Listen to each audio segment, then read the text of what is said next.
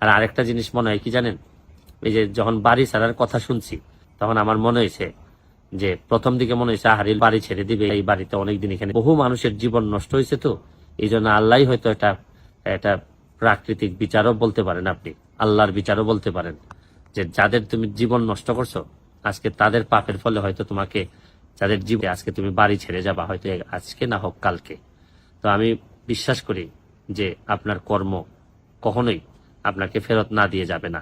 আমি বিশ্বাস করি যে শুনেন, পাপ যত পুরাতনই হোক না কেন এক সময় সামনে চলে আসে, এবং এই জন্যই সময় থাকতে থাকতে যারা এরকম বড় বড় পাপ করে বিভিন্ন জায়গায় দখল করে আছেন পাবলিকের স্বার্থে, আমার মনে হয় আপনাদের আস্তে আস্তে চিন্তা করা উচিত যে এগুলো ছেড়ে দিতে হবে, নাহলে অনেক সময় এসে এমন ভাবে ছাড়তে হবে যে আপনাদের অনেকেরই ক্ষতি হয়ে যাবে, অনেকেরই মানে ইজ্জত সম্মান নষ্ট হওয়ার সম্ভাবনা আছে।